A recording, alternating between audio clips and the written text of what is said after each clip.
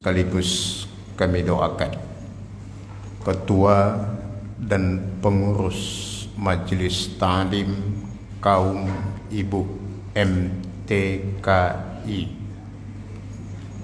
Masjid Al-Ikhlas Duta Indah, dan kepada semua ummahat ikhwatal iman rahimani wa rahimakunallah. Hamdan wa syukran lillahi, salatan wa salaman daimaini mutalazimaini ala khairi khalqillah Muhammad ibni Abdillah sallallahu alaihi wa alihi wasallam. Usikunna wa iyaya nafsi bitaqwallah wa ta'ati rasulihi la'allakunna turhamu. Uhayyikunna jami'an tahiyatan islamiyah. Assalamu alaikum warahmatullahi wabarakatuh.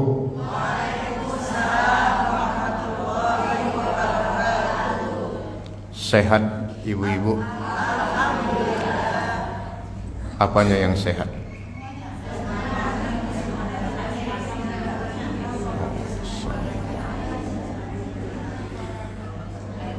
Dulu ada ungkapan bahwa al-aqlus salim fil jismis salim, akal yang sehat terdapat pada badan yang sehat. Sekarang terbalik, bahwa al-jismus salim fil aqlis salim, bahwa badan yang sehat terdapat pada akal yang sehat. Akal itu menjadi sumber kesehatan.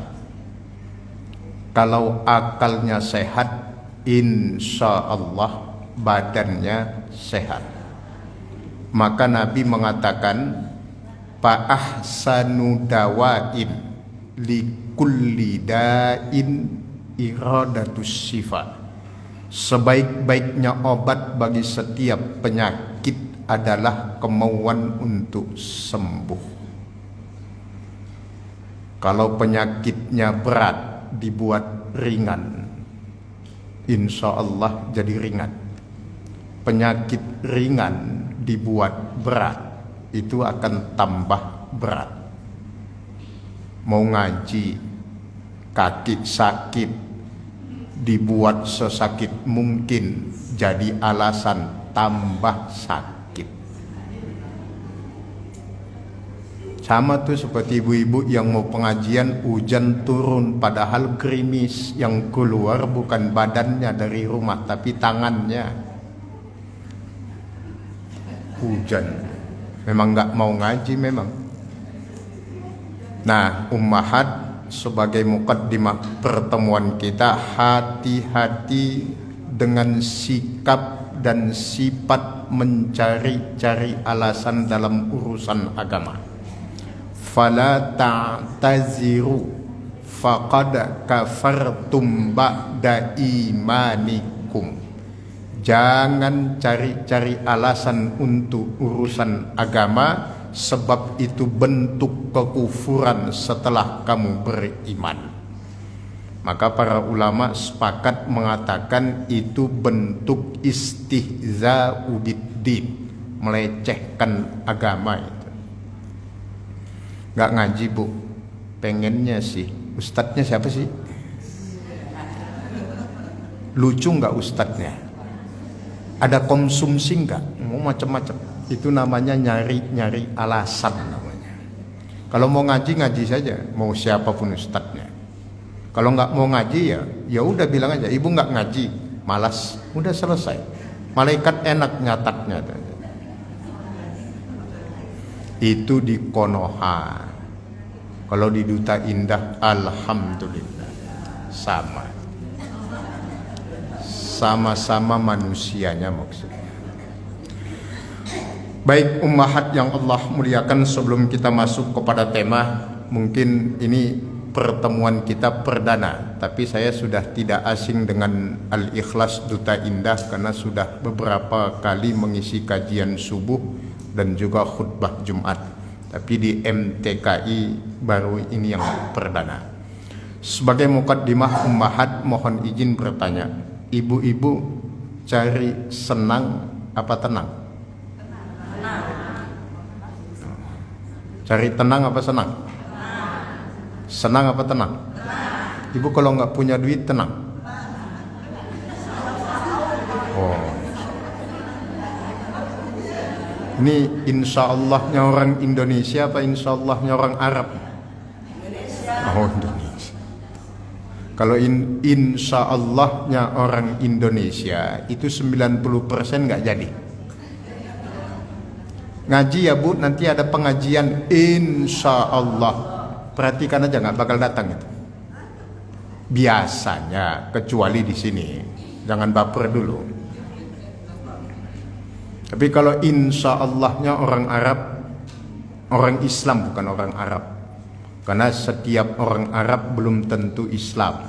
Tapi Islam itu Arab, itu satu kepastian dan realitas sejarah. Jadi kalau ada yang anti Arab, sebenarnya itu bukan anti Arabnya, tapi bisa dikatakan anti Islam gitu.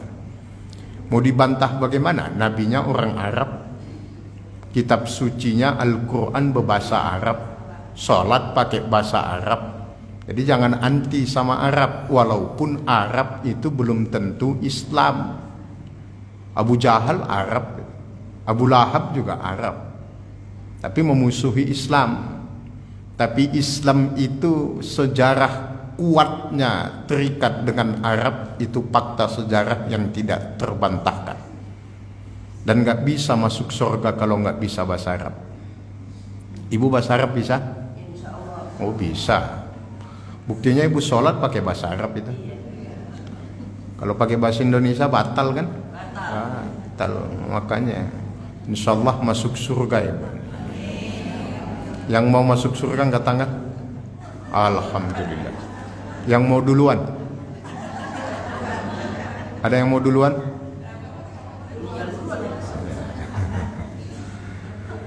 Jadi satu-satunya yang semua orang mau tapi nggak ada yang mau duluan ya masuk surga.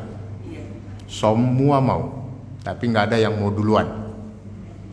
Karena dia tahu syarat utama masuk surga itu adalah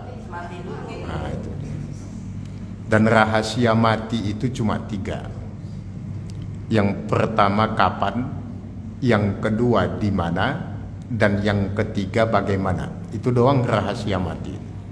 Kapan, di mana, bagaimana. Kapan, di mana itu nggak penting, karena itu mutlak hanya Allah yang tahu. Nabi saja nggak tahu. Yang penting itu adalah bagaimana. Bagaimana kelak kita mati itu yang penting.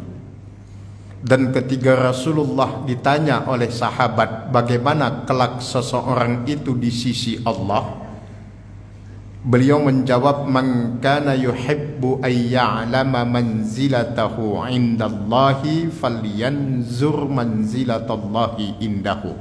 Siapapun yang ingin tahu bagaimana kelak posisinya di sisi Allah, maka lihatlah bagaimana dia memposisikan Allah dalam hidupnya. Bagaimana kita menempatkan Allah dalam hidup kita, begitulah kelak Allah akan menempatkan kita di sisinya. Jadi bagaimana kelak kita mati tergantung bagaimana saat ini kita hidup. Bagaimana kita hidup, begitulah kelak kita mati. Kalau hidupnya nggak jelas, matinya nggak jelas. Tapi kalau hidupnya diisi dengan kebaikan-kebaikan, insya Allah matinya akan dalam keadaan baik atau husnul khatimah. Maka kaedahnya innamal a'mal bi khawatimiha. Semua yang ada dalam hidup ini dilihat ujungnya. Ujungnya itu tergantung pangkalnya. Bagaimana hidup di dunia, begitulah kelak dia akan meninggalkan dunia ini. Maka orang bijak mengatakan hidup kita di dunia ini enggak lama, hanya antara azan dan sholat. Azan, sholat, sela-selanya di tengahnya ada namanya iqamah namanya. Azan, sholat. Kenapa demikian? Karena pertama kita lahir diazankan, terakhir kita meninggalkan dunia ini disolatkan. Makanya ibu rajin-rajin sholat ya, ke masjid, ngaji. Walaupun sholat itu tidak wajib bagi perempuan ke masjid, tapi seperti pengajian begini di masjid datanglah. Kenapa? Karena takutnya nanti nyasar. Ada tetangga saya itu sekali ke masjid nyasar, harusnya di belakang imam, dia malah depan imam. Tangga saya itu. Jadi ada orang ke masjid, sekali-kalinya ke masjid ketika disolatkan. Sama tetangga saya juga, sepanjang hidupnya nggak pernah nutup aurat. Sekali-kalinya nutup aurat itu lebay. Wow, dari ujung rambut sampai ujung kaki ditutup sama dia. Padahal ketika masih hidup nggak pernah nutup aurat, dan yang diperintahkan agama itu udah jelas ukurannya. Lah ini enggak, sekali-kalinya nutup aurat. Nah itu dari ujung rambut sampai ujung kaki ditutup, diikat lagi. Masya Allah. Solehah banget itu. Maka pesannya, tutup auratmu sebelum Allah menutup usiamu. Tutup auratmu sebelum Allah menutup usia. Baik ummahat, ini ngajinya mau serius apa mau santai aja nih? Oh serius. Saya takut kalau ngajinya serius itu surganya nanti kalah sama surganya sopir Metro Mini. Gue tahu nggak kalau surganya ustadz itu banyak yang kalah kelas sama surganya sopir Metro Mini. Karena kalau ustadz ngaji begini, ceramah, baca ayat, baca hadis, itu justru membuat yang mendengar jauh dari Allah. Karena sebagian ngantuk, bahkan sebagian yang lain ketiduran. Coba sopir Metro Mini, dia lagi nyetir, itu membuat penumpangnya semakin dekat kepada Allah melalui zikir, istighfar, bahkan ada yang bertakbir, astagfirullah, subhanallah, Allahu akbar. Tuh kan? Jadi sopir Metro Mini dia nggak ceramah, nyetir, tapi secara tidak langsung membuat orang semakin dekat kepada Allah dengan zikirnya. Nah, kalau ustadz ceramah, boro-boro ada yang zikir. Nah, itu dia. Nah, kita sepakat aja ummahat, mudah-mudahan nanti surga saya nggak kalah sama sopir Metro Mini, insyaallah. Baik ummahat, tema kita adalah meneladani wanita-wanita dalam Al-Quran. Tema ini dalilnya adalah Quran surat Yusuf. Yusuf itu surat yang ke-12 ayat 111. Jadi temanya meneladani wanita-wanita dalam Al-Quran, dalam kurung Quran surat Yusuf ayat 111. Itu dalilnya. Bahwa kisah dalam Al-Quran bukan hanya sekedar kisah, tapi harus menjadi pelajaran, harus diambil pelajarannya. Maka dalam kaedah agama kita, masaibu qaumin inda qaumin fawaidun, musibah yang menimpa satu kaum harus menjadi pelajaran bagi kaum yang lain. Maka kita jangan sampai tenggelam dalam lautan kehidupan di tengah contoh yang begitu banyak. Karena kaedahnya satu, at-tarikh yu'idu nafsah, yang namanya sejarah itu pasti akan terulang. Bukan insya Allah, tapi pasti akan terulang. Hanya beda tempat, beda waktu, dan beda aktor. Yang jelas sejarah pasti akan terulang. Maka kita boleh membaca aib orang, tapi tidak boleh membacakan aib orang. Itu nggak boleh. Beda, Bu. Membaca aib orang boleh, artinya mengambil pelajaran dari sifat dan sikap seseorang yang tidak baik. Contoh, kok ibu itu masih muda sakit-sakitan ya? Oh, pelit. Nah, itu membaca namanya. Tapi tidak boleh membacakannya. Kalau membacakan itu passwordnya itu pasti dimulai dengan kata tahu enggak. Itu namanya membacakan, artinya memberitahu orang lain. Kalau sekedar tahu sendiri bagus, jadikan pelajaran, tapi orang lain jangan dikasih tahu.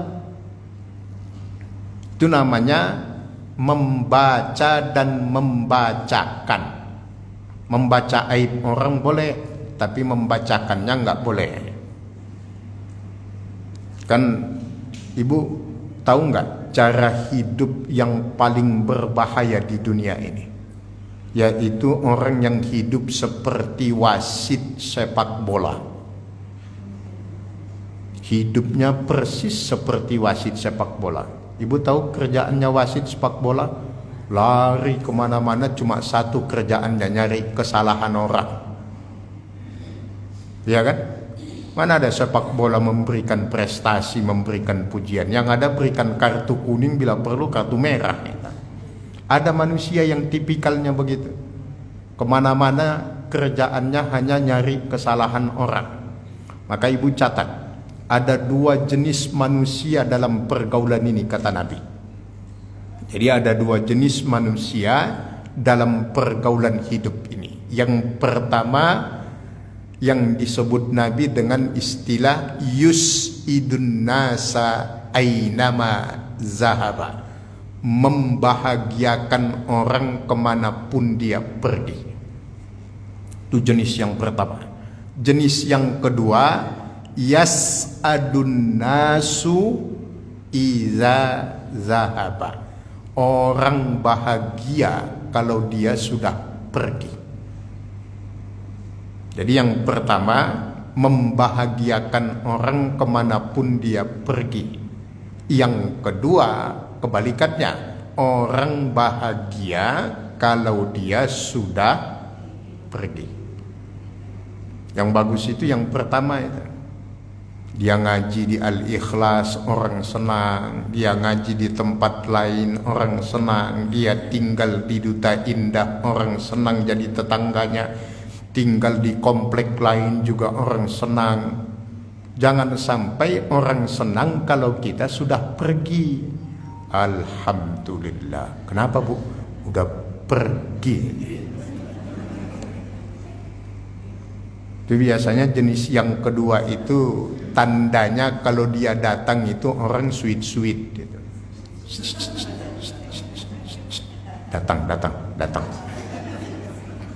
Orang nggak aman kalau dia ada, baik dari lisannya, tangannya, kakinya, macam-macam.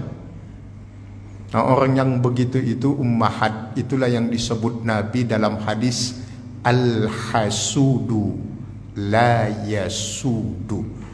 Orang yang punya penyakit hati seperti itu sampai kapanpun nggak pernah bahagia. Sampai kapanpun nggak bakal pernah bahagia. Hatinya kotor, fi qulubihim maradun fazadahumullahu marad. Baik ummahat yang Allah muliakan, wanita apa perempuan? Yang benar yang mana? sama. Wanita itu dari bahasa Sanskerta dari kata avita. Avita itu artinya kewanitaan dalam arti gender, halus, lembut.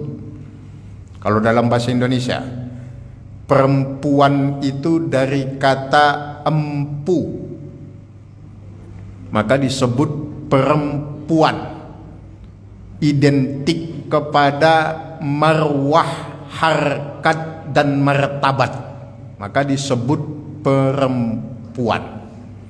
Kalau dalam istilah Jawa, wanita itu kepanjangan dari wani ditata atau wani ditoto.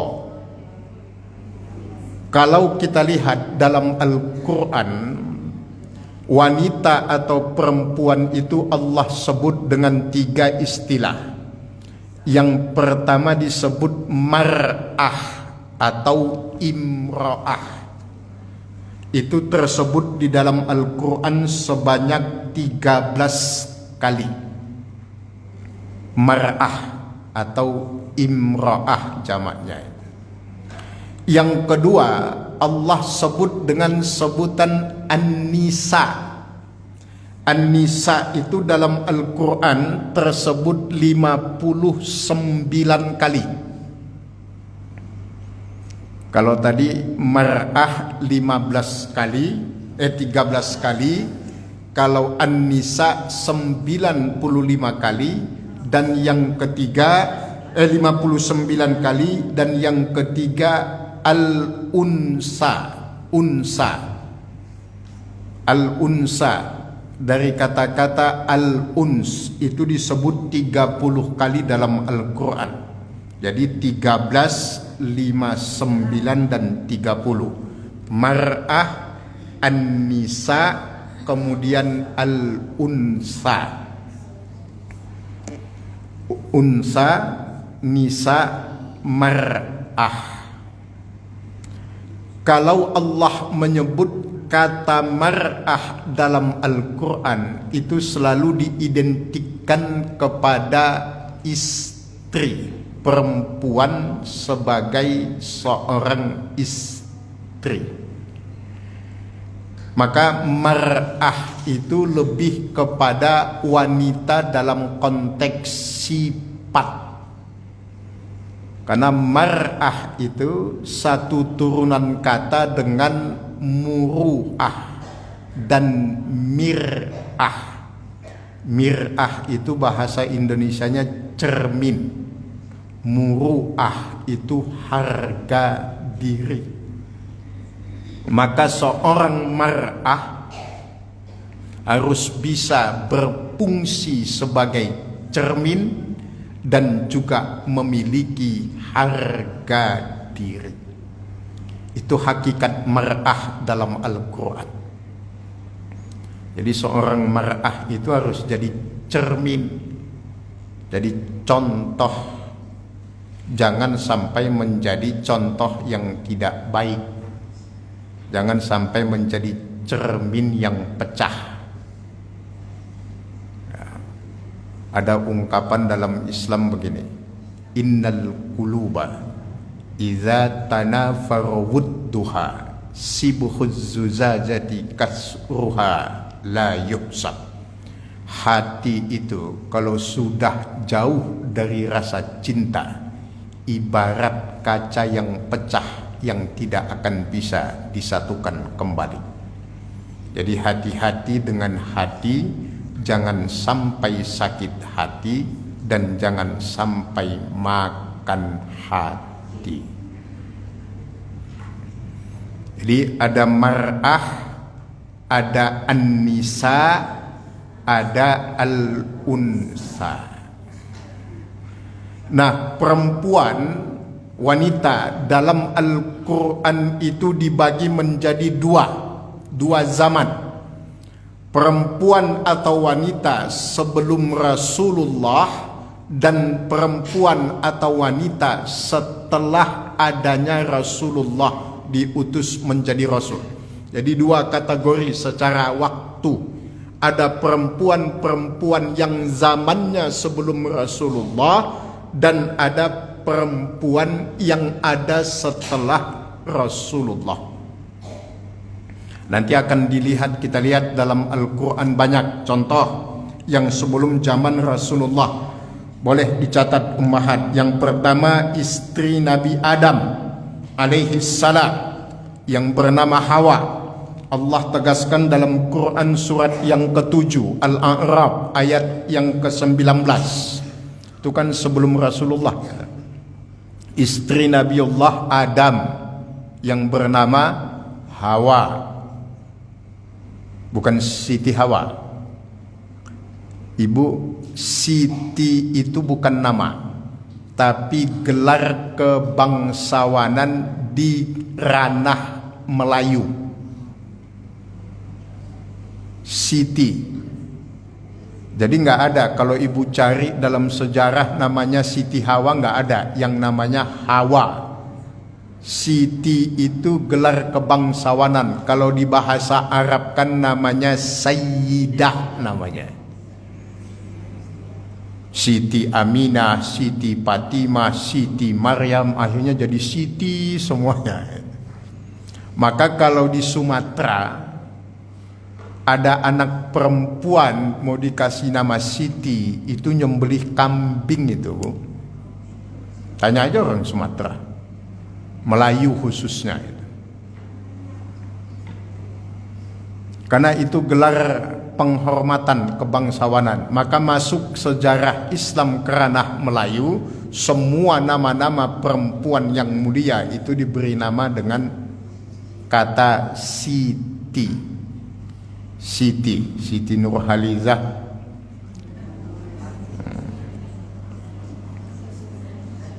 Kalau dulu ada namanya sinetron Siti Nurbaya.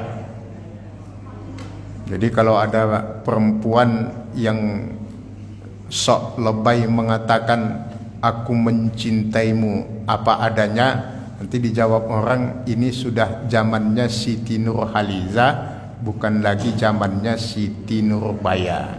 Kalau dulu modal cinta bisa, sekarang cinta saja tidak cukup. Maka ibu kalau ditanya pilih mana, suaminya setia atau bertanggung jawab, pilih mana? Ibu pilih suami yang setia atau suami yang bertanggung jawab?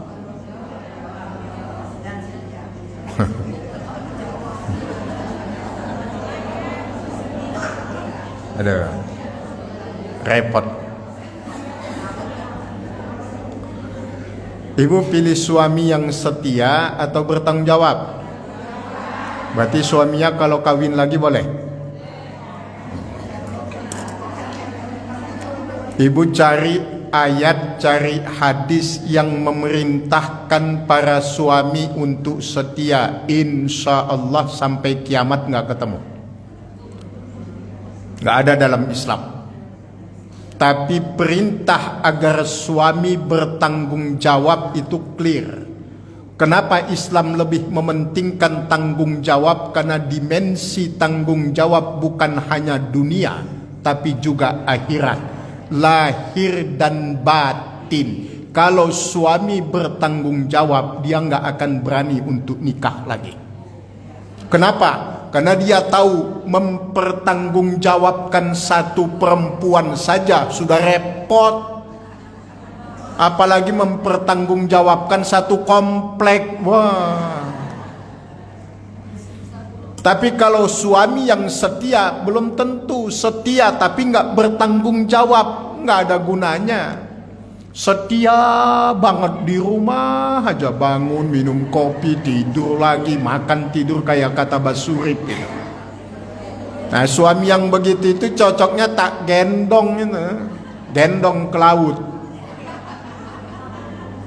Setia memang, setia banget. Beda-beda tipis lah sama Oon gitu. Lebih baik suaminya bertanggung jawab. Kalau dia bertanggung jawab, dia akan gak berani macam-macam itu. Karena yang boleh poligami itu dalam Islam cuma 3. Yang pertama itu ulama loh ya, bukan ustadz. Kalau ustadz itu istrinya satu, ya ustadz.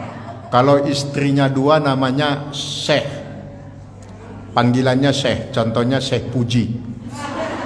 Oh iya benar. Kalau istrinya 3, 4, 5 itu bukan lagi syekh tapi eyang namanya, yang subur. Ulama itu ilmunya sudah mapan, ilmunya sudah kuat sehingga bisa bertanggung jawab. Yang kedua yang boleh poligami itu adalah orang kaya raya, bukan OKB, orang kaya baru, orang yang benar-benar kaya beneran. Seperti dulu ada pengusaha ayam bakar Wong Solo ya, Puspowardoyo, sampai dapat sertifikat poligami. 9 istri ditempatkan dalam satu rumah yang besar. Karena nggak berani macam-macam istrinya, semuanya dipenuhi kebutuhannya secara lahiriah gitu.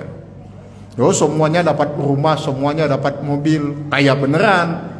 Kalau OKB, orang kaya baru, nah itu repot urusannya. Jadi yang kaya raya.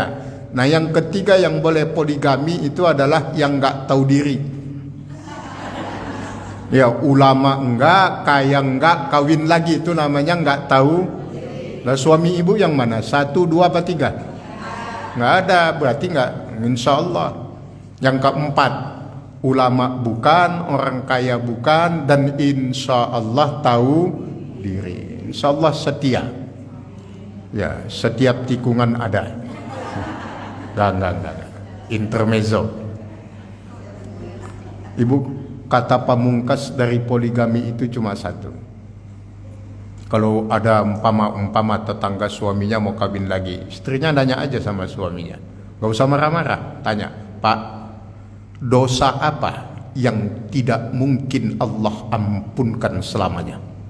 Apa dosa yang gak diampuni Allah? Syirik. Syirik itu apa? Menduakan Allah. Allah saja diduakan gak mau, apalagi saya. Loh, benar kan? Syirik itu kan menduakan Allah kan? Allah aja diduakan gak mau. Syirik itu gak diampuni Allah loh itu. Apalagi kita, ibu, gak mungkin diduakan, karena memang gak ada duanya. Bukan salah satu, tapi satu-satunya. Maka kalau ibu ditanya, setuju nggak sama poligami? Setuju. Tapi kalau pertanyaannya mau nggak dipoligami? Enggak. Karena ibu wajib setuju, karena memang ada dalam Quran.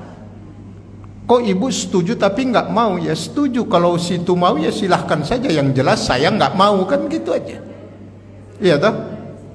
Masya Allah ya, jadi nggak usah ragu. Makanya status poligami dalam Al-Quran itu namanya, kalau bahasa kerennya, kalau ibu naik bis, naik pesawat kan ada tulisan exit emergency, pintu keluar darurat. Jadi poligami itu bukan tujuan tapi solusi. Kalau nggak ada masalah ya jangan kawin lagi. Kalau ada masalah dan itu sudah tidak ada jalan keluar selain poligami, baru dibolehkan dalam Islam. Jadi nggak semua orang boleh poligami itu. Daripada poligami mending polybet gitu. Jadi ibu nggak usah khawatir, nggak usah itu. Doa istri itu di antara 2 doa wanita yang dikabulkan Allah itu, satu doa seorang ibu kepada anaknya, dan yang kedua doa istri untuk suaminya. Itu mustajab doanya itu. Jadi tenang aja ibu, doa menyesuaikan dengan kelakuan suami. Kalau kelakuan suaminya lurus, doanya lurus. Kalau bengkok doanya. Maka kami pun para suami harus benar-benar sadar bahwa keberhasilan suami tergantung pada doa. Semakin banyak yang mendoakan, semakin cepat sukses. Oke? sip. Dah, kok sebelah sini oke, sini enggak. Keberhasilan suami tergantung pada doa. Semakin banyak yang mendoakan, semakin cepat berhasil. Ya kalau satu yang mendoakan cepat, lama kabulnya doanya. Yang mendoakan satu, coba yang mendoakan 2, 3, 4, 5. Maksudnya nggak usah kawin lagi, minta doa ke pengajian ibu-ibu, kan banyak yang mendoakan tuh. Suka buruk sangka mulu bawaannya. Kalau belum selesai pengajiannya jangan disimpulkan dulu. Nanti ibu jadi makan hati nanti. Ini ustadznya nggak perlu diundang lagi nih, nggak pro sama kita ini. Pengen banyak perempuan yang mendoakan, ya nggak usah kawin. Datang aja ke pengajian ibu-ibu minta doa. Banyak amat yang mendoakan itu. Ya makanya dalam Islam haram hukumnya menikah dengan perempuan sekampung. Itu nggak boleh. Oh ya kebanyakan nih. Sekampung, sekomplek, sekantor, itu nggak boleh. Haram hukumnya. Yang boleh satu aja. So nikah sama sekampung itu nggak boleh ya. Udah. Biar nggak ngantuk. Ngaji itu kalau tegang malah nggak masuk pelajarannya itu. Jadi itu yang pertama, istri Nabi Adam yang bernama Hawa. Kemudian yang kedua, istri Nabi Nuh dan Nabi Lut. Quran surat 66 ayat yang ke-10. Istri Nabi Nuh dan istrinya Nabi Lut. Jadi dalam Al-Quran itu tipikal rumah tangga itu cuma 3. Ada rumah tangga Nabi Nuh, ada rumah tangga Fir'aun, ada rumah tangga Nabi Ibrahim. Kalau rumah tangga Nabi Nuh, istrinya nggak baik, suaminya baik, kan Nabi suaminya. Kalau rumah tangga Fir'aun, suaminya yang nggak baik, tapi istrinya baik. Nah, kalau rumah tangga Nabi Ibrahim, itu suami istri orang baik. Nah, ibu pilih rumah tangga yang mana? Jangan lupa, Nabi Ibrahim istrinya 2. Saya ngasih tahu. Loh, kan salah lagi. Ada tipe Nabi Nuh, suaminya baik, istrinya nggak baik. Kan istri Nabi Nuh, Nabi Lut itu nggak baik. Ada tipe Fir'aun, suaminya yang nggak baik, istrinya baik. Ada tipe yang ketiga, Nabi Ibrahim, suami istri orang baik semua. Ibu pilih mana? Nabi Ibrahim. Jangan lupa istrinya ada 2. Pertama namanya Sarah, yang kedua Hajar. Ya jelas itu fakta kan? Cuma ngasih tahu doang biar ibu pilihannya jelas gitu. Ya pokoknya Allah aja nggak mau diduakan. Yang ketiga adalah istri Nabi Ibrahim, yaitu Sarah. Quran surat yang ke-11 ayat 71 sampai 72. Sarah. Kemudian istri yang bernama Hajar itu ada dalam Quran surat ke-14 ayat ke-37. Jadi Nabi Ibrahim, istri beliau yang bernama Sarah itu ada dalam Quran surat yang ke-11 ayat 71 sampai 72. Kemudian yang bernama Hajar ada dalam Al-Quran surat ke-14 ayat 37. Hajar itu bukan pakai hak kecil ya Bu, hak besar. Hajar. Kalau bahasa Ibraninya itu disebut dengan Hagar. Hagar itu artinya mulia. Kan dulu di kampung suka diomongin begitu, kita keturunan dari orang Afrika hitam kayak batu katanya, karena pakainya H kecil, Hajar. Kalau H kecil ya batu memang artinya, Hajar. Kalau Hajar itu mulia. Kemarin tetangga saya jadi TKI ke Arab Saudi, kerjaannya sopir pribadi, baru 1 kali nyopir dipecat sama tuannya. Gara-gara Hajar itu dia lagi nyetir, taunya kan di padang pasir banyak bebukitan itu. Pas lagi nyetir ada batu gelinding dari atas. Tuannya teriak dari belakang, hajar, hajar, hajar. Dihajar beneran sama dia batunya. Dia udah bingung juga tuan yang ngomong begitu itu. Ini kok ada batu malah disuruh dihajar kan gitu. Dia nggak paham bahasa Arab. Maksud tuannya itu awas, di depan ada batu tuh, ada batu, hajar, hajar, hajar. Dihajar beneran, mencelat sopirnya. Tuannya terbang dari mobil itu.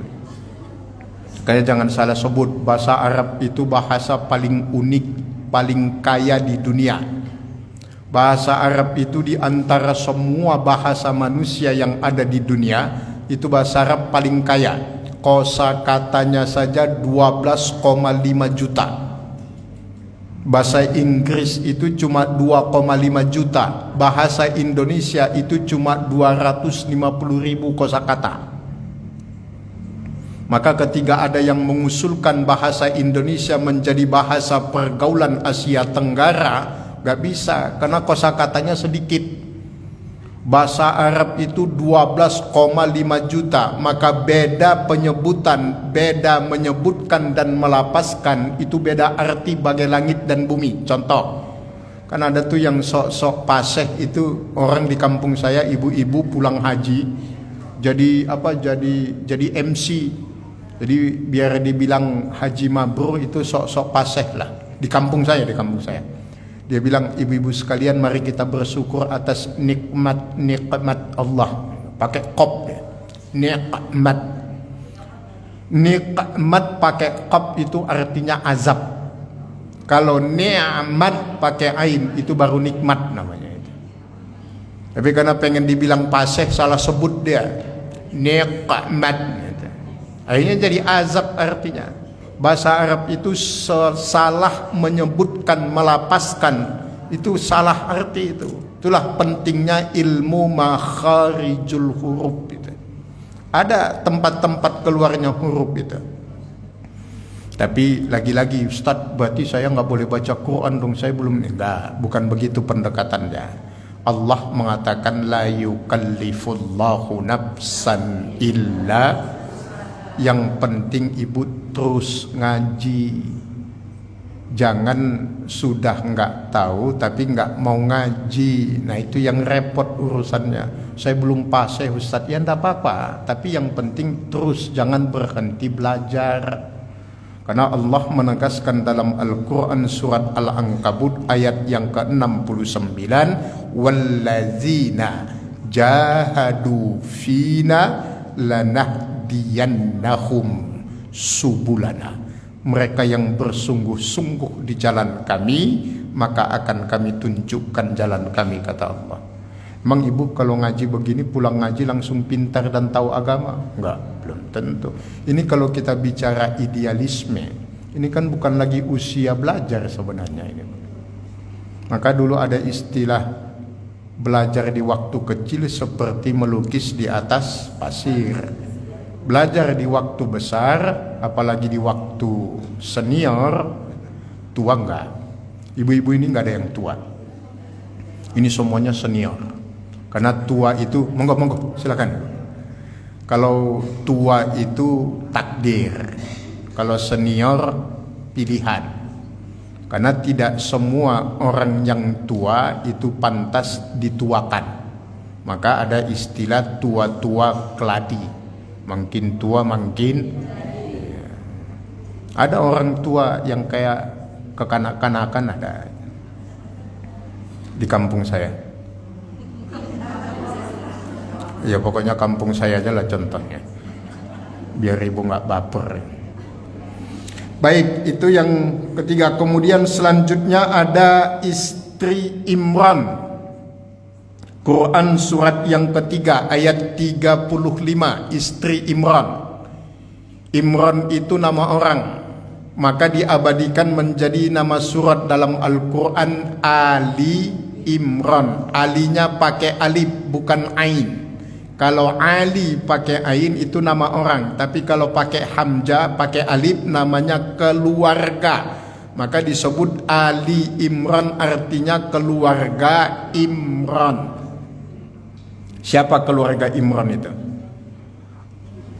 Ya, Imran sebagai suami, kemudian punya istri namanya Hanan, kemudian punya putri namanya Maryam. Itulah nanti yang diabadikan menjadi surat Maryam. Maryam ibundanya Nabi Isa. Maryam zaman dulu dengan Maryam zaman sekarang beda. Kalau Maryam zaman dulu bisa hamil walaupun tidak punya suami, yang siapa yang buat? Allah, Allah yang mau. Kalau Maryam sekarang, masya Allah, hamil suaminya bukan nggak ada, malah banyak suaminya di mana-mana, berceceran malahan. Maryam zaman sekarang, tapi tidak semua. Itu Maryam yang ikut Maryam Belina kelihatannya. Maryam Belina yang itu nggak tahu itu mana maksudnya. Pokoknya ada ya orang namanya gitu. Kalau Maryam zaman dulu bisa hamil tanpa suami, anaknya namanya Isa yang kemudian diangkat menjadi nabi. Makanya orang sebelah suka ngomong begitu kan, hebat Tuhan kami, nabi kami mah hebat Tuhan katanya, bukan nabi. Orang sebelah, nggak tahu sebelah mana, hebat, punya ibu tanpa ayah. Ada lagi yang lebih hebat dari situ. Kalau Allah mau, Nabi Adam, ayah nggak punya, ibu nggak punya, dia ada itu. Kalau Nabi Isa, ibu masih ada kan, ayahnya yang nggak ada. Nabi Adam lebih hebat, ayahnya nggak ada, ibunya nggak ada, tapi beliau ada. Kok bisa? Allah mau. Kun fayakun. Nah, jadi ibunda, istri dari Imran.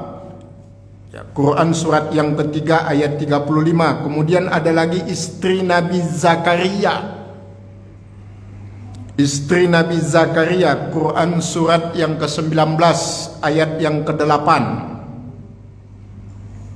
Istrinya Nabi Zakaria itu dikisahkan dalam Quran surat 19 ayat 8. Kemudian ada istri Fir'aun di dalam Al-Quran surat ke-66 ayat yang ke-11. Siapa namanya istri Fir'aun? Asyiyah. Nama ayahnya Mujahim, maka dalam sejarah dikenal dengan Asyiyah binti Mujahim. Kalau ibu baca sejarahnya, satu-satunya manusia, bukan hanya perempuan, satu-satunya manusia yang masih hidup, tapi Allah sudah tunjukkan tempatnya di dalam surga, yaitu ini istri Fir'aun, namanya Asyiyah. Masih hidup dia, sudah Allah tunjukkan tempatnya di dalam surga. Itu Quran surat 66 ayat yang ke-11. Kemudian kisah perempuan dalam Al-Quran lagi, ibunda Nabi Musa. Quran surat yang ke-20 ayat yang ke-40, ibundanya Nabi Musa yang menghanyutkan bayinya di sungai Nil. Itu kan ibunda Nabi Musa itu. Quran surat 20 ayat yang ke-40. Kemudian ada ibunda Nabi Isa, itu tadi Maryam. Quran surat yang ke-66 ayat yang ke-12.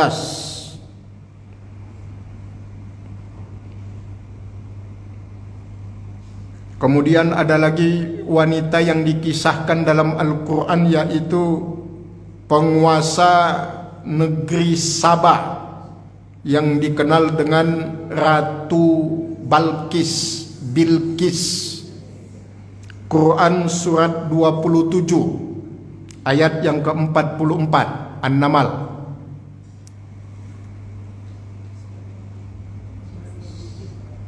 Surat 27 ayat yang ke-44. Kemudian selanjutnya perempuan yang dikisahkan dalam Al-Quran sebelum Rasulullah itu ada kisah dua perempuan yang bertemu Nabi Musa alaihi salam. Jadi ada dua orang perempuan yang bertemu dengan Nabi Musa. Ya, itu ada di dalam Quran surat yang ke-28 ayat 23 sampai ayat 26. Dua wanita yang bertemu Nabi Musa. Allah abadikan dalam Quran surat yang ke-28 ayat 23 sampai 26. Kemudian selanjutnya ada kisah saudara perempuan Nabi Musa. Jadi Nabi Musa itu memiliki saudara perempuan. Itu Allah abadikan dalam Quran surat 20 ayat yang ke-40.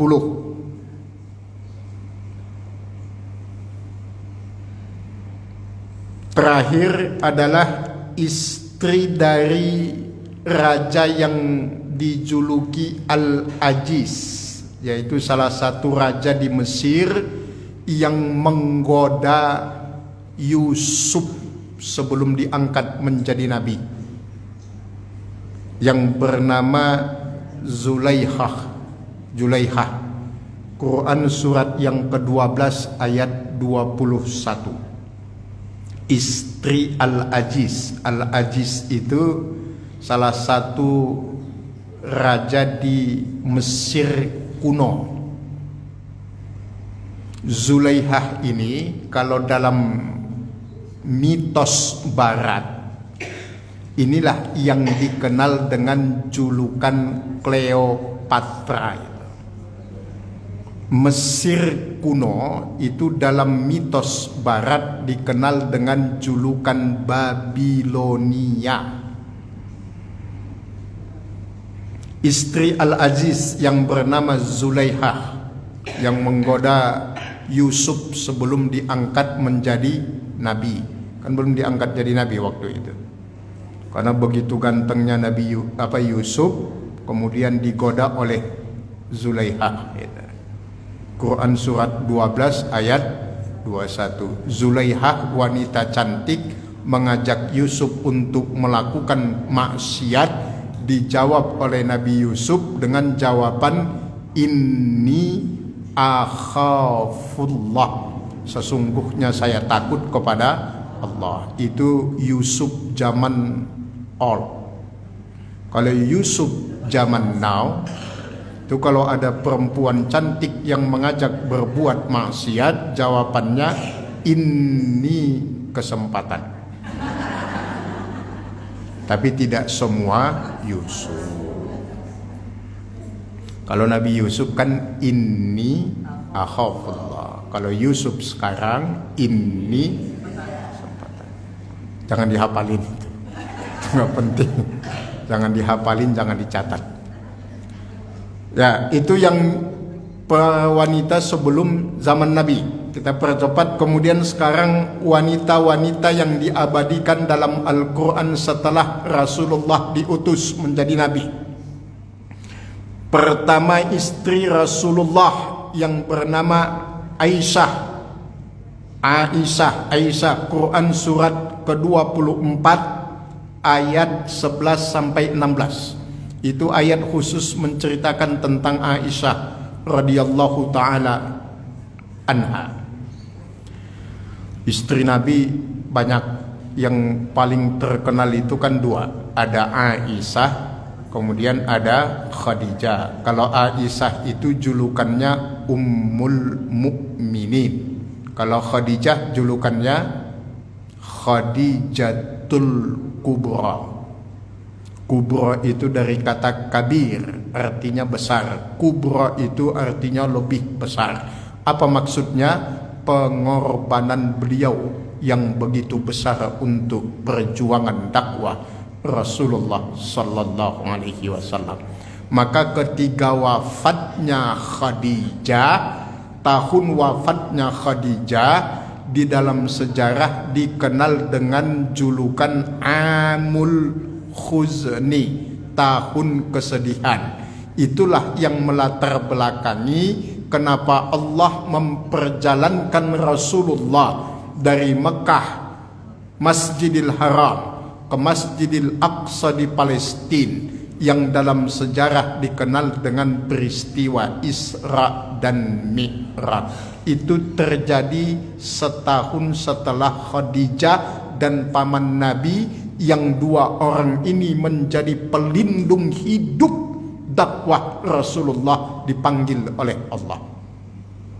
Khadijah wafat secara husnul khatimah karena masuk Islam, sementara paman Nabi itu su'ul khatimah karena wafat sebelum mengucapkan syahadat. Nanti ada penjelasannya panjang, tapi kita nggak masuk ke situ.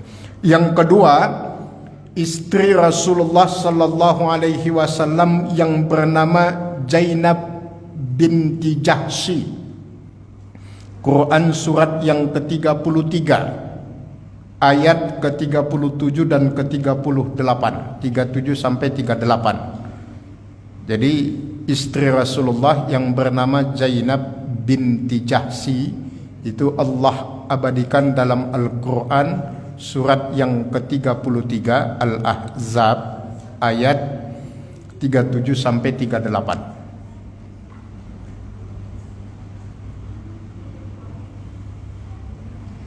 Kemudian ada lagi istri Rasulullah Sallallahu Alaihi Wasallam yang bernama Hafsah binti Umar ibnul Khattab. Allah abadikan dalam Quran surat yang ke-66 ayat yang ketiga. Hafsah kalau bahasa Indonesianya. Kalau bahasa Arabnya Hafsah pakai shad. Hafsah binti Umar bin Khattab. Jadi keren ya sejarahnya. Jadi kan ada 4 sahabat utama Nabi kan yang disebut dengan istilah Al-Khulafa Ar-Rasyidun. Khalifah yang pertama namanya Abu Bakar. Khalifah kedua namanya Umar. Khalifah ketiga namanya Utsman. Khalifah ketiga 4 namanya Ali radhiyallahu taala anhum. Yang pertama yang kedua jadi mertua itu. Mertua Nabi kan itu. Abu Bakar juga mertua Nabi, ayahanda dari Aisyah. Umar bin Khattab juga mertua Nabi dari istri beliau bernama Hafsah. Utsman bin Affan dan Ali bin Abi Thalib itu menantu Nabi.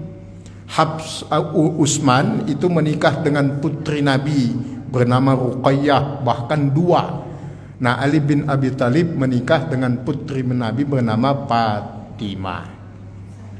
Abu Bakar itu julukannya apa? As-Siddiq.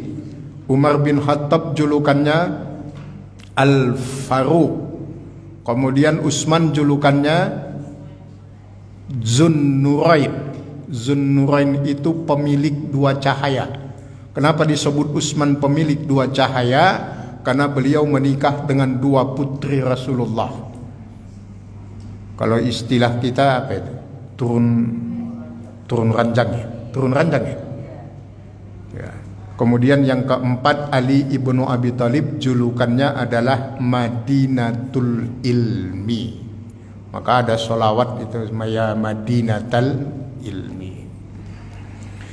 Kemudian satu lagi terakhir ada kisah tentang perempuan yang menggugat Rasulullah Sallallahu Alaihi Wasallam yang Allah abadikan dalam Quran surat 58 ayat yang ke-1, yaitu wanita yang bernama Khawlah binti Sa'labah.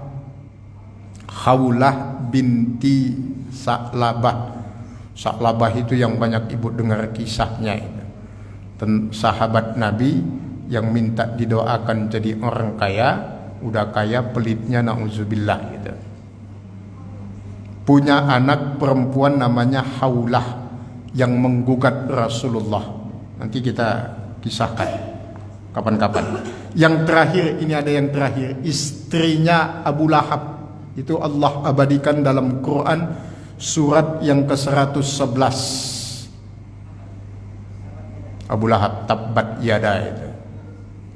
Spesifiknya pada ayat yang keempat kan, wamra'atuhu hammalatal hatab.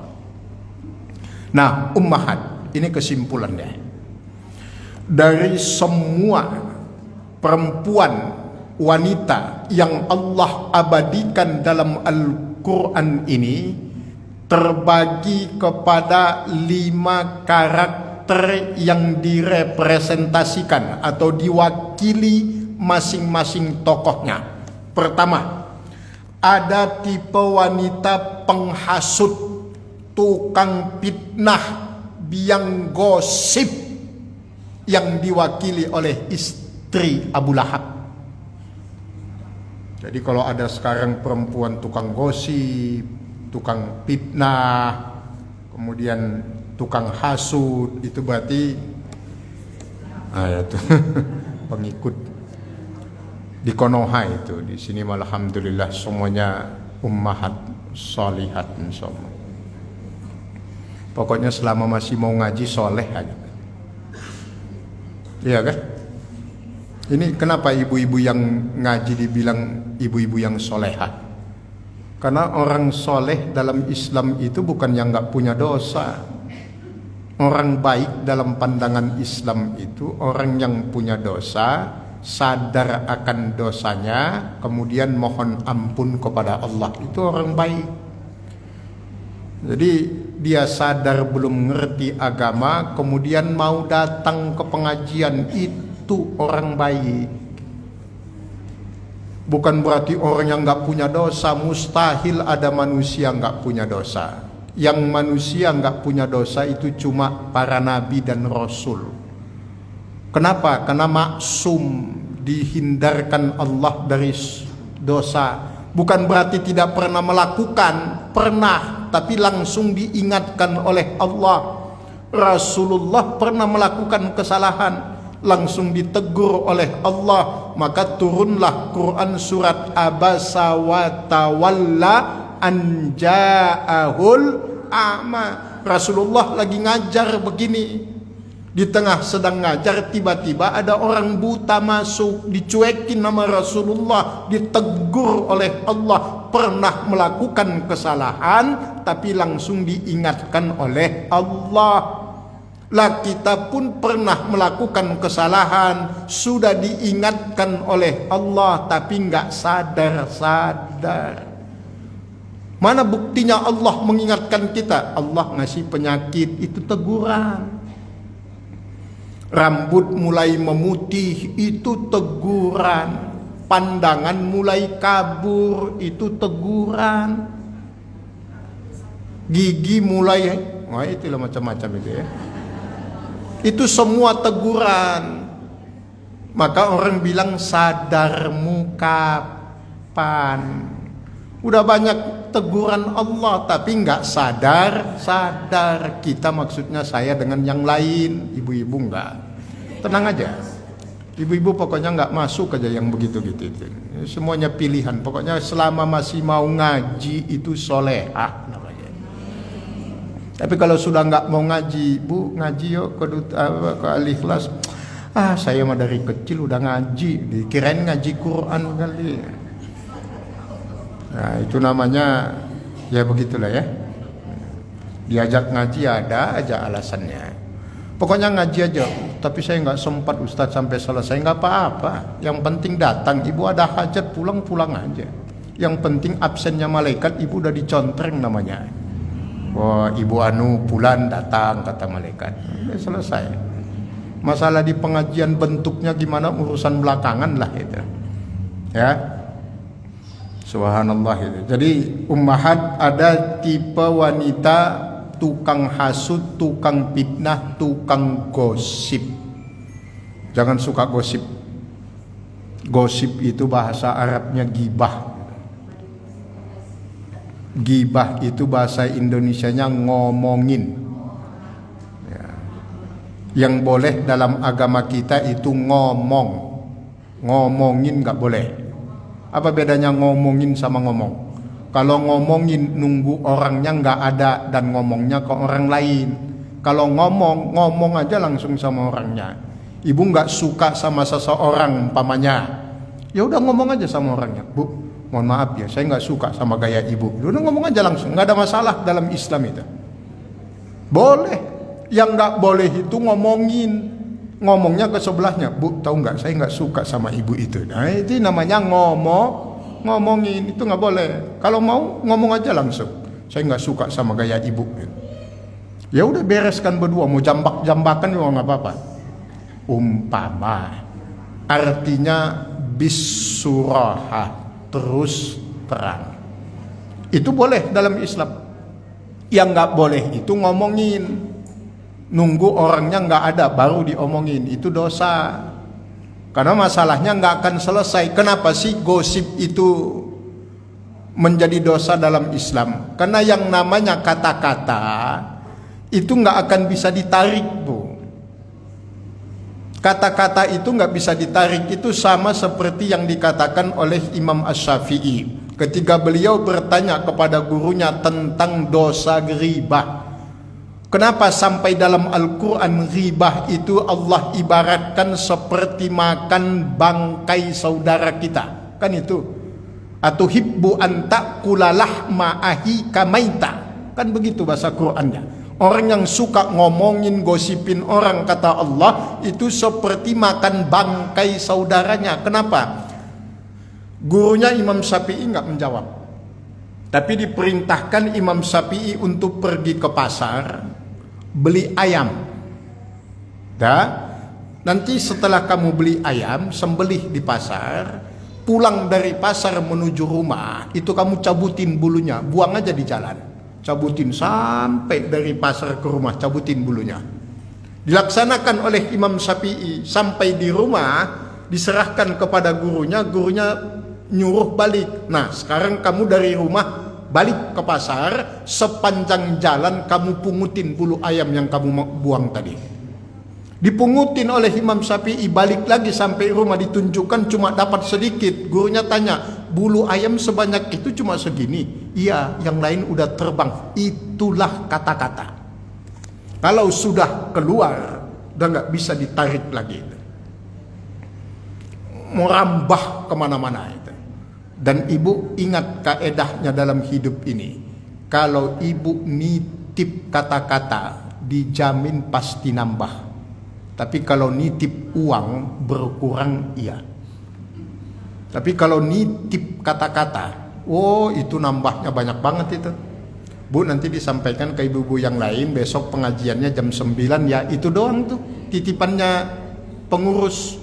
Oh, dia nyampaikan ke tetangganya banyak amat. Bu, besok kata pengurus hadirnya jam 9, jangan telat. Kalau telat ngomong macam-macam itu. Nambah kalau titipan kata-kata. Kalau kata yang keluar pasti nambah. Tapi kalau uang yang dititipkan, gak usah mimpi dia nambah berkurang, iya itu. Itu udah kaedah kehidupan itu. Maka gosip itu berbahaya. Dan juga belum tentu apa yang diceritakan itu benar. Kalau dia tidak benar namanya fitnah. Kalau dia benar itu pun tetap dihukumi sebagai ghibah. Kalau dia bersangkutan dengan orang lain, dua orang yang diomongin itu nanti masuk kategori namimah. Namimah itu adu domba. Dan Nabi tegas mengatakan la yadkhulunnal jannata nammamun. Orang yang suka mengadu domba itu tidak akan pernah masuk surga. Ngadu domba itu yang ini diadukan ke ini, yang ini diadukan ke ini, diadu-adu gitu. Padahal udah lewat Idul Adha, masih aja ngadu domba. Giliran Idul Adha dia nggak mau beli domba. Itu kan malasnya kita ngelihat masyarakat kita begitu. Lagi musim sepeda, semua beli sepeda. Nanti musim apa lagi tuh? Musim A, semua beli A. Giliran musim kurban, orang beli kambing, dia beli tusuk sate. Parah amat itu. Musim kurban, orang beli kurban, hewan kurban, dia beli arang, dia beli sate. Duluan dia dari yang kurban malahan. Di kampung saya. Makanya di kampung saya nggak benar itu istilah yang mengatakan daging kambing itu bikin darah tinggi. Itu masih koma, nggak titik itu. Daging kurban, daging kambing bikin darah tinggi, koma kalau sedikit. Kasihnya 2 on, dibuang sama dia. Segini doang gitu. Coba kalau dikasih 2 kilo, diem dia. Jadi daging kambing bikin darah tinggi kalau sedikit. Hafalin itu, Bu. Kalau banyak insya Allah sehat. Kemudian yang kedua ada tipe wanita penggoda. Tipe wanita penggoda itu direpresentasikan oleh Zulaihah, itu yang menggoda Nabiullah Yusuf. Dalam kehidupan itu juga ada tipe wanita penggoda itu. Maka kenapa dalam Islam suara perempuan itu aurat?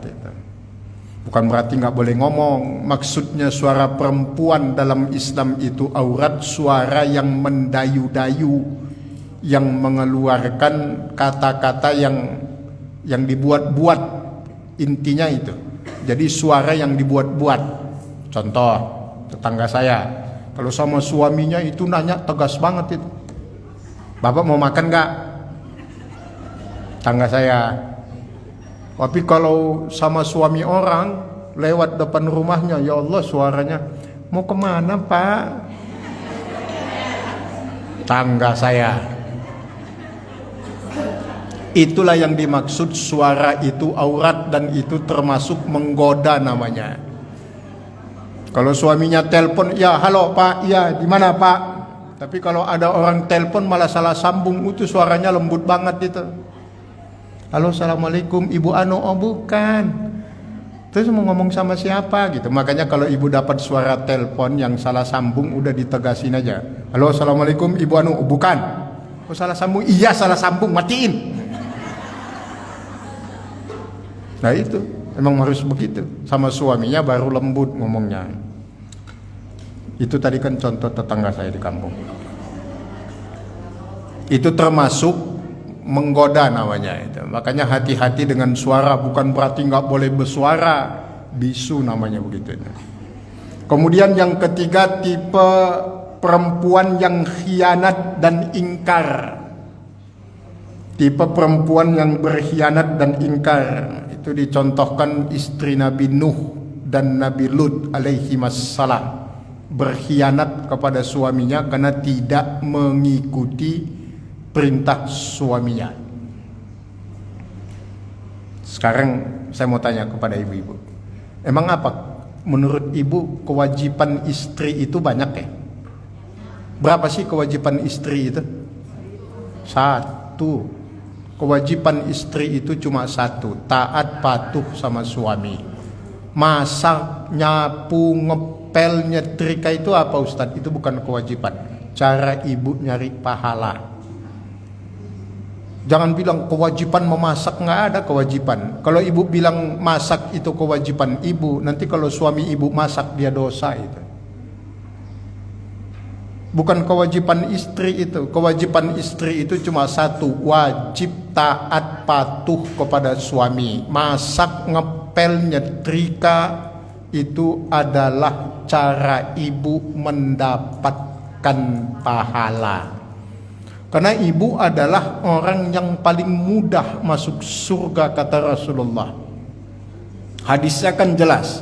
Idza shallat mar'atu khamsaha wa shamat syahraha wa hafizat farjaha wa ata'at zawjaha kilalaha udkhulil jannata min ayyi babin syi'ti. Jika seorang istri itu hanya sholat 5 waktu, puasa hanya puasa Ramadan, dia jaga kehormatannya, dia taat kepada suaminya, maka kelak dia akan diperintahkan masuk surga dari pintu mana saja yang dia sukai. Oh, ibu paling mudah masuk surga, tapi jangan salah, paling banyak di neraka juga perempuan. Tapi paling mudah masuk surga. Enak jadi perempuan itu. Jadi suami yang nggak enak itu. Dunia akhirat terjajah. Makanya ada organisasi namanya ISTI, Ikatan Suami Takut Istri. Emang ibu pernah ngelihat ustadz ceramah bawa istrinya? Jarang kan? Jarang. Ibu tahu alasannya kenapa? Karena yang tahu rahasia suaminya adalah istrinya. Sehebat apapun suami, kalau sudah dihadapkan kepada istri, ya bukan kalah. Kalau saya ngalah, ngalah karena kalah maksudnya. Ustadz ceramah bawa istrinya, nggak bisa ngomong dia. Istrinya mah nggak usah protes, istrinya cuma ndehem aja udah kelar urusan. Suaminya ngomong bla bla bla bla bla, istrinya di belakang.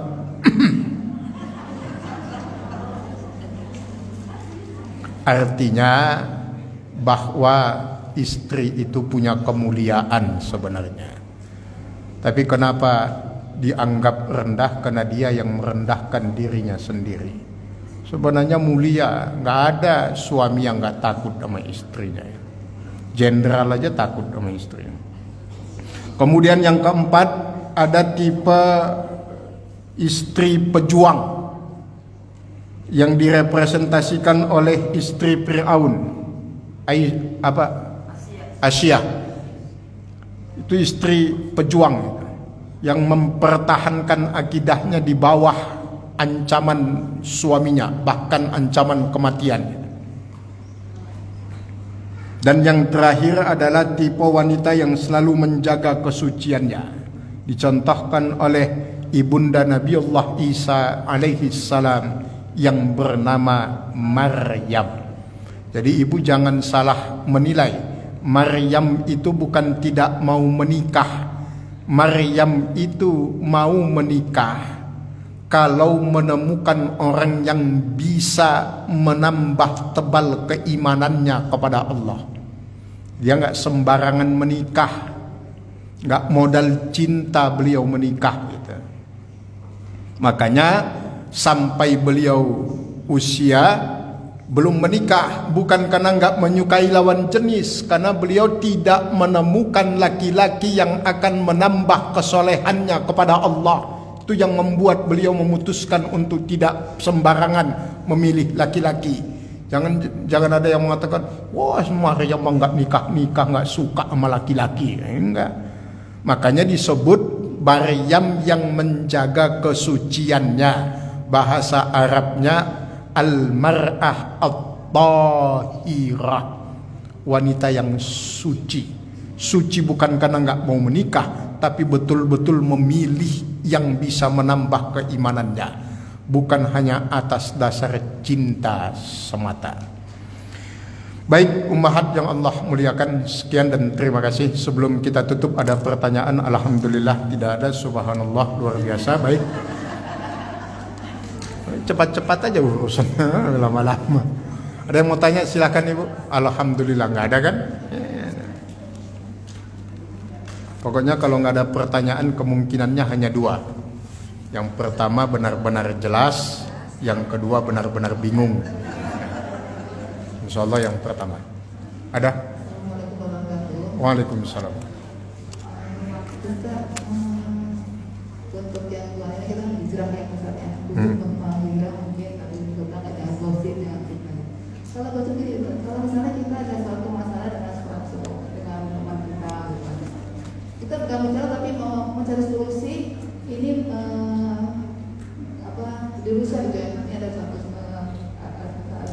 masalah, itu kita membicarakan dia gitu loh. Apa yang dari seperti ini gitu? Apakah itu termasuk gibah gitu? Jadi ada sesuatu yang harus diselesaikan, jadi kita membicarakan dia gitu loh, untuk menyelesaikan masalah yang kita hadapi gitu. Apakah termasuk gibah? Atau bentuk gibah itu apa sih? Gibah itu ada sekitar sini bisa terjadi antara gibah sama tidak gibah itu apa? Baik. Subhanallah, ghibah. Jadi ada gibah, ada fitnah, ada namimah. Gibah itu ngomongin aib, ya, bukan ngomongin yang baik loh ya. Ngomongin aib orang tapi memang aib itu nyata ada, itu namanya gibah. kalau ngomongin aib orang, tapi memang aib itu nggak ada, namanya fitnah. Kalau ngomongin aib orang ke orang lain, omongan aib orang lain ke orang yang lain, namanya namimah, adu domba. Jadi kalau ngomong kebaikan orang itu bukan gibah. Gibah masuk dalam kategori gibah kalau dia mendengar kebaikannya diomongkan, itu jadi dosa. Itu nggak boleh. Tapi kalau ngomongin kebaikan orang tapi yang diomongin itu tidak dengar, itu namanya tahaddus bin ni'mah. Wa amma bi ni'mati rabbika fahaddis. Tapi kalau ngomongin aib, nah itu yang namanya gibah itu. Kalau kebaikan orang yang diomongin, kalau dia dengar itu jadi dosa, karena itu potensial menjadi dosa sum'ah namanya. Sum'ah itu dari kata sami'a yasma'u, mendengar. Sum'ah dosa pendengaran. Kenapa dosa pendengaran? Dia dengar dipuji-puji, nanti jadi besar kepala dia, jadi sombong. Tapi kalau dia nggak dengar, nggak ada masalah. Umpamanya ada orang nyumbang ke pengajian, tapi orangnya nggak ada, pengurus mau umumkan boleh, nggak ada masalah gitu. Cuma jangan dia dengar. Kalau dia dengar dari orang lain nggak ada masalah. Yang menjadi masalah itu kalau dia dengar langsung, karena itu potensial melahirkan kesombongan. Nah, sombong atau bangga terhadap diri sendiri dalam agama kita disebut unwanu fi aklihi. Ciri orang yang akalnya lemah itu adalah orang yang bangga terhadap dirinya sendiri. Itu kalau bahasa Imam Al-Ghazali dalam kitab Al-Ihya, itu istilahnya jujur yang membinasakan namanya. Jujur tapi membinasakan. Kenapa disebut jujur membinasakan? Kalau menyangkut kelebihan dirinya, itu cepat dia akui, gue gitulah gitu. Tapi kalau kelebihan orang, dia nggak mau ngakuin. Tapi kalau kekurangan orang, cepat dia akui. Kekurangan dirinya, dia nggak mau akui. Nah itu namanya jujur. Tapi jujur yang menghancurkan, itu yang begitu. Itu ya Bu, jadi itu gibah. Jadi kalau kita ngomong yang baik boleh, apalagi ada masalah yang perlu diselesaikan. Nah, penyelesaian masalah yang terjadi antara dua orang muslim itu namanya tabayyun. Tabayyun itu artinya klarifikasi. Datangin aja, dijelaskan. Kalau ada yang tidak jelas, yang mengandung kecurigaan. Tapi kan kita nggak tahu Ustaz bagaimana hati orang. Makanya diperintahkan dalam agama kita, sering-seringlah berjabat tangan. Karena orang muslim yang saling berjabat tangan, Allah hilangkan dari mereka al-ghil, yuzhibul ghil. Ghil itu perasaan dengki, perasaan gak enak, perasaan hasud, perasaan macam-macam itu. Dan Allah lunturkan, gugurkan dosa di antara mereka selama tangan mereka masih berjabat. Cobalah ibu mungkin agak dalam tanda kutip konslet sama seseorang gitu, tapi perempuan, ketemu di pengajian jabat aja tangannya, itu nanti agak melapang itu dadanya, itu agak enak gitu. Tapi kalau nggak mau jabat tangan aja nggak mau, masya Allah konsletnya dipelihara itu ya. Jadi itu ummahat. Maka subhanallah, kita ngaji begini bukan sekedar dengar ustadz ngaji ceramah, bukan. Ngaji begini juga jadi obat ini Bu. Kita datang ke pengajian ini jadi obat. Obat apa? Obat untuk segala penyakit. Dan jangan lupa ini sarana memperpanjang umur. Orang yang suka silaturahim itu dapat kelebihan, satu, rezekinya diluaskan.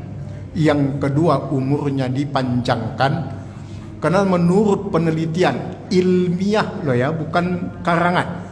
Menurut riset ilmiah, rata-rata umur orang itu pendek itu bukan karena penyakit fisik, tapi penyakit non fisik yang disebut psikis. Maka orang yang nggak suka silaturahim, orang yang itu kemana-mana nggak panjang langkahnya, banyak musuhnya, pendek langkahnya itu. Tukang sayur lewat depan rumahnya, mau keluar beli sayur nggak jadi karena ada ibu pulan.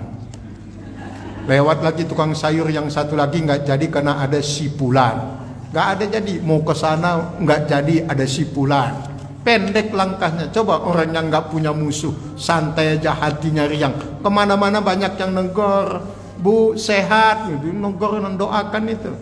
Karena banyak temannya. Maka dalam agama kita, man kasura ihsanuhu kasura ikhwanuhu. Siapapun yang banyak kebaikannya pasti banyak temannya.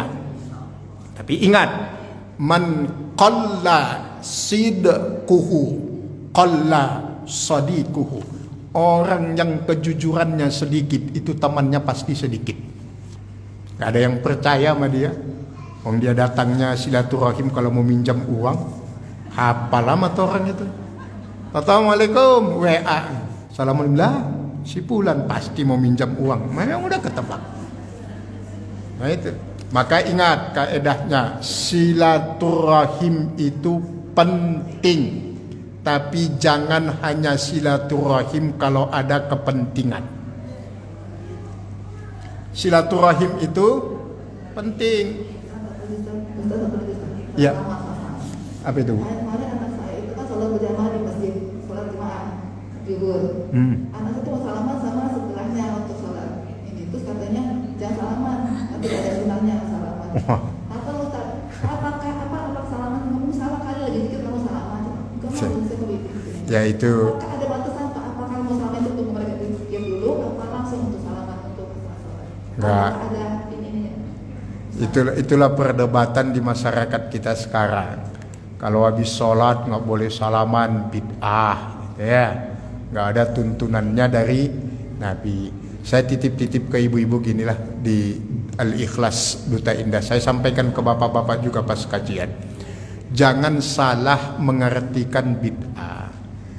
Jangan diartikan bid'ah itu apa yang ada sekarang zaman Nabi nggak ada. Kalau ibu mengartikan bid'ah sesempit itu, nanti agama kita jadi bahan olok-olokan. Apa maksudnya Ustadz? Oke, sekarang kita artikan bid'ah itu zaman Nabi nggak ada, sekarang ada. Berarti muka orang yang ngomong bid'ah itu juga bid'ah itu. Loh kenapa? Mukanya zaman Nabi nggak ada itu. Sekarang kan dia adanya. Bid'ah dia berarti itu. Zaman Nabi, jadi bid'ah itu pengertiannya yang tepat, segala sesuatu yang tidak sesuai dengan syariat Islam itu bid'ah. Maghrib 3 rakaat itu syariat Islam kan itu. Tiba-tiba ada yang sholat maghrib 5 rakaat, itu bid'ah itu. Syariat Islam itu sujud itu kalau bukan kepala duluan, lutut duluan. Kan itu tuh. Kalau yang melihat mau sujud dari i'tidal mau sujud kan ada yang tangan duluan baru lutut. Ada yang lutut duluan baru tangan. Itu syariat itu. Dua-duanya boleh. Yang bukan syariat itu yang kepala duluan itu nggak ada. Karena kalau tangan duluan atau lutut duluan namanya sujud. Kalau kepala duluan namanya nyunsep namanya. Jadi itu bid'ah. Terus gimana Ustaz salaman habis sholat? Bid'ahnya di mana? Karena sholat itu dimulai dengan takbir, diakhiri dengan salam. Udah begitu selesai salam, sholat udah selesai. Ibu mau makan, mau jungkir balik, mau ngapain boleh, yang penting sudah salam. Maka kalau ada yang mengaitkan salaman setelah sholat itu bid'ah, bid'ahnya di mana? Salaman habis sholat boleh, habis apa? Terserahlah mau habis apa, habis makan boleh, habis jungkir balik boleh, mau habis apa aja, mau salaman orang bebas aja. Nggak usah habis sholat, ketemu di lapangan, ketemu di masjid, ketemu di gang, ketemu di pasar, ketemu di mana, salaman, nggak ada masalah. Yang nggak boleh itu ibu masih tahiyat salaman, itu bid'ah itu, batal sholatnya, nggak boleh. Jadi yang cerdas gitu memahami agama itu, bukan karena beliau nanya, itu kepada yang sonolak. Saya menyebutnya namanya kaum al-nyinyiriyun. Ya, yang suka dikit-dikit nyinyir, ngapain sih? Itu bukan malah nambah saudara, bukan malah nambah iman, malah mengurangi keimanan. Belajar aja bareng-bareng sama-sama, nanti ngerti agama ini juga, nanti diam semuanya. Ini kadang-kadang tahu sedikit ngomongnya banyak banget gitu. Baru ngaji 4 kali doang udah ngeluarin fatwa dia itu. Makanya subhanallah, kan aneh orang sekarang. Kita ingat betul zaman orang tua kita dulu, kalau ada orang ketemuan itu nggak ada ngelihat orangnya dulu, langsung pelukan, cium pipi kanan pipi kiri, nanya kabar sehat. Kalau sekarang ada 2 muslimah mau ketemu, itu belum salaman, dilihat dulu jilbabnya sampai mana nih. Jadi kelompok saya bukan. Oh, kalau jilbabnya sampai itu baru dipeluk. Itu kan namanya memecah belah gitu itu. Bersatu itu wajib. Bersatu itu wajib. Kalau yang lain-lainnya itu sunnah semua itu. Jadi jangan sampai hal-hal yang kecil dibesar-besarkan, yang besar malah dikecilkan. Bagaimana caranya Ustadz? Cari titik temu, jangan memperbesar titik perbedaan. Persamaan kita lebih banyak daripada perbedaan yang ada. Jadi jangan pengennya kalau beda berarti sesat. Jangan-jangan ilmu kita yang nggak nyampe ke situ itu. Ya janganlah, jangan. Di Al-Ikhlas jangan begitu. Jamaah Al-Ikhlas bersatu dan mempersatukan. Makanya harus berdoa dan saling mendoa. Ada kewajiban untuk saling mendoakan saudaranya. Doakan saudara-saudaranya. Nah, yang nggak boleh dalam hal saling mendoakan itu cuma 2. Haram hukumnya dalam agama. Yang pertama, mendoakan orang mati itu nggak boleh. Jangan. Ya. Mendoakan orang mati itu nggak. Ya. Paham? Ya, udah. Masih bingung? Mendoakan orang mati itu nggak boleh. Doakan orang itu sehat, panjang umur. Masa doakan orang mati? Jangan. Yang kedua, orang berdoa di kubur itu nggak boleh. Ya, nggak ada masalah kan? Ya. Jadi orang berdoa di kubur itu nggak boleh. Di kubur nggak boleh. Yang boleh diaminkan itu boleh.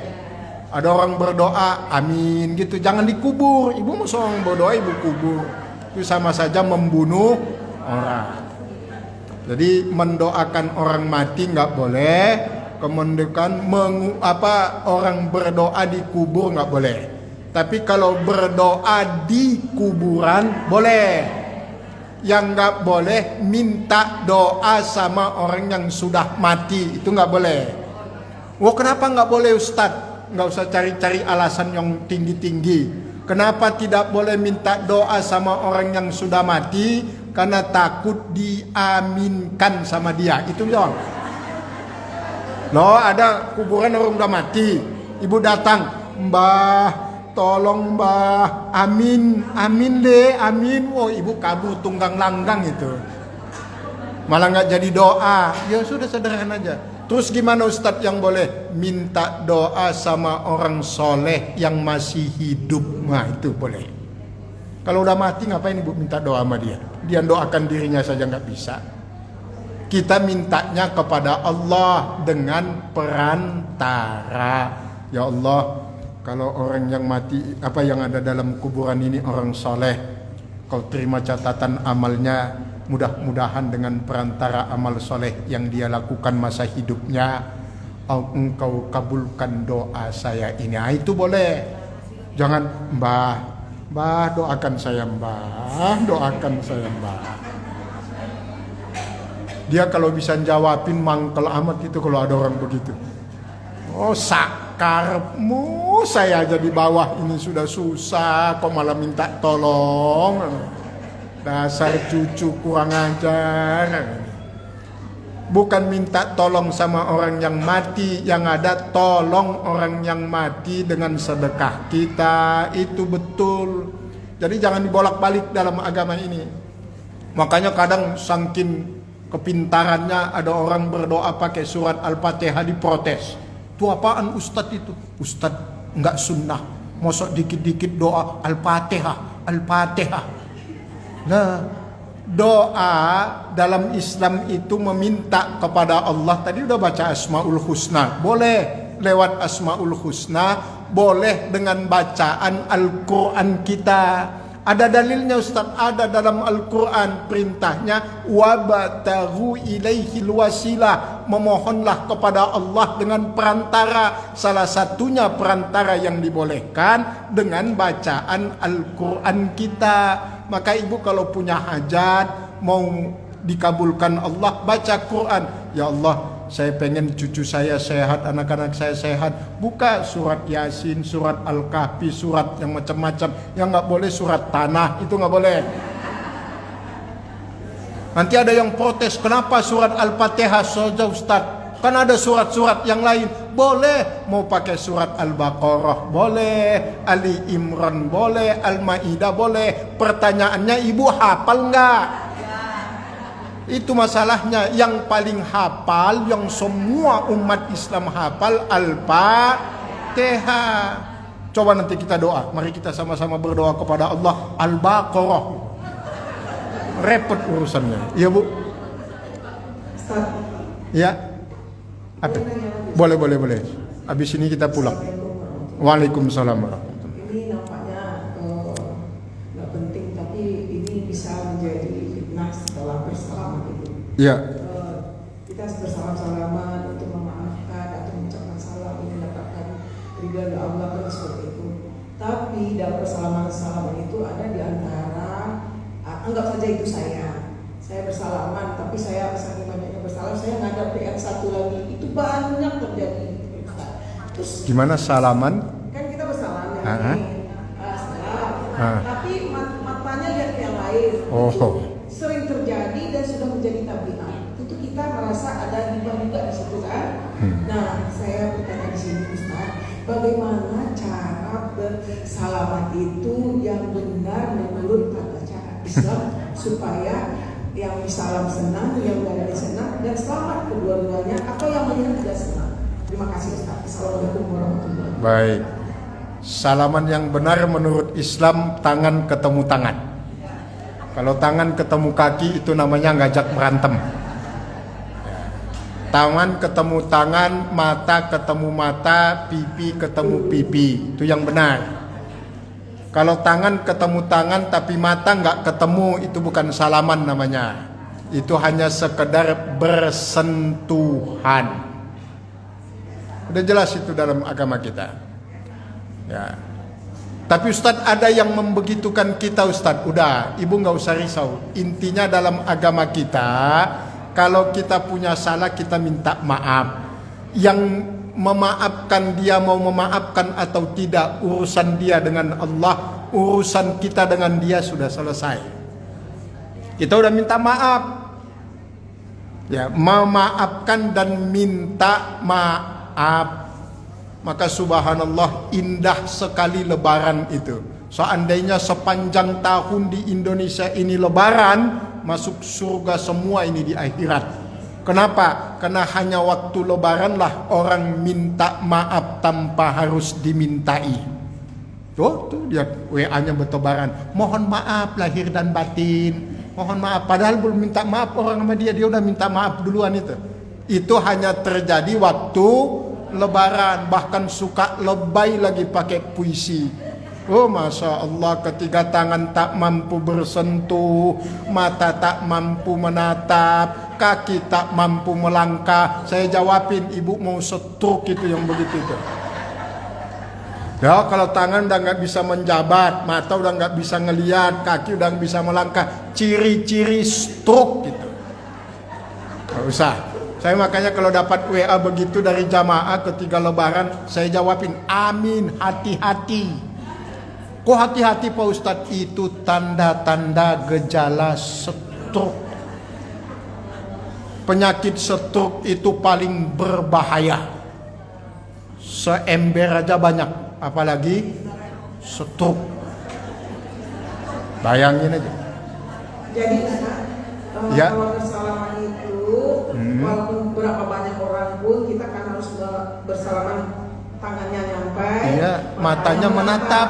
Kalau memang nggak sempat masih banyak orang, ya tunggu dulu kan Ustaz.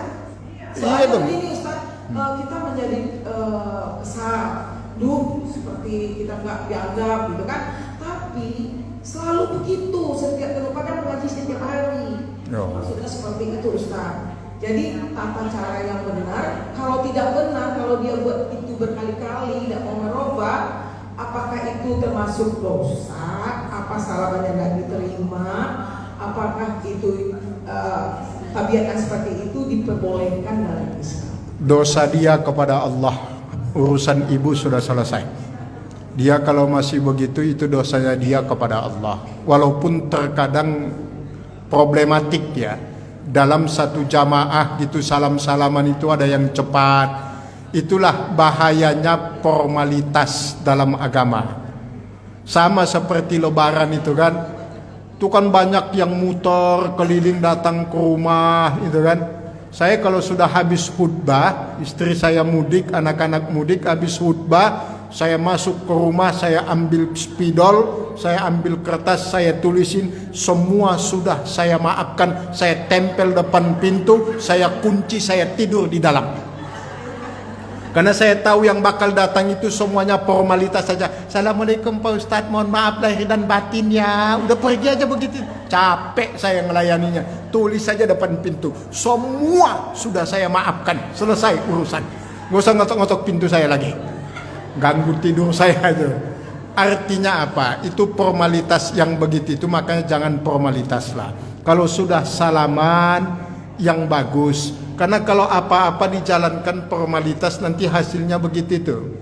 Hanya ya sekedarnya saja dia gitu itu. Tapi kalau dijalani dengan serius, salaman, tangan ketemu tangan, mata ketemu, itulah yang serius itu. Jadi jangan cuma dijalani formalitas begini saja gitu. Nanti kayak gambar-gambar caleg pinggir jalan itu. Mohon maaf lahir batin udah kayak patung Buddha ini. Ngapain salaman aja. Kalau nggak sempat salaman, yang penting hatinya udah ketemu. Itu aja ya. Dah ibu-ibu sekalian, terima kasih. Jazakumullah khairan. Sama-sama kita berdoa kepada Allah. Mudah-mudahan semua kita yang hadir pada kesempatan kajian di pagi menjelang siang ini, Allah panjangkan umur kita semua dalam taat ibadah. Allah sehatkan lahir dan batin kita dalam ibadah. Allah mudahkan semua urusan kita untuk ibadah. Allah lapangkan rezeki kita untuk ibadah. Semoga anak, suami, cucu, ibu-ibu sekalian dimanapun, kapanpun mereka berada, senantiasa dijaga dan dilindungi oleh Allah, dijauhkan dari segala musibah, dihindarkan dari segala bahaya. Kita doakan yang sedang sakit, semoga Allah angkat penyakitnya, dikembalikan Allah kesehatannya lahir dan batin. Terakhir kita doakan ayah ibu kita yang telah mendahului kita semua. Semoga semua amal soleh yang kita lakukan hari ini Allah terima dan Allah catatkan sebagai amal soleh yang mengalir sebagai pahala dan rahmat untuk ayah ibu kita, khususnya ayah ibu kita yang telah mendahului kita semua. Untuk ayah ibu kita yang masih ada, wabil khusus kepada semua orang-orang tua kami yang hadir dalam kajian ini, semoga ibu-ibu semua dijaga oleh Allah, disehatkan lahir batinnya, dipanjangkan umurnya, dikuatkan iman Islamnya, dan mudah-mudahan semua kelak kita diwafatkan husnul khatimah. Ala hazihin ya khali kulli niyatin salihah. Al-Fatihah. A'udzubillahi minasyaitonir.